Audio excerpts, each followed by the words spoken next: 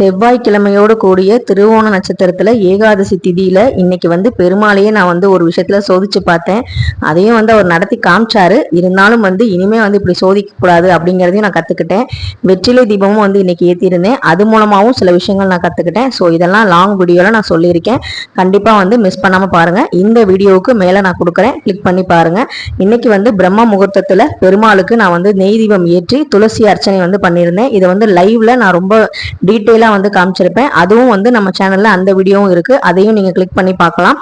ரொம்ப ரொம்ப சந்தோஷமாகவும் ரொம்ப ரொம்ப பாசிட்டிவாகவும் இருந்தது. இன்றைய செவ்வாய்க்கிழமை திருவோண நட்சத்திரத்துல, அதுவும் தேய்பிரையில ஏகாதசி திதியில வர்ற இந்த நாளை நீங்க தவற விடாதீங்க. அதுவும் இல்லாம செவ்வாய்க்கிழமை வருது.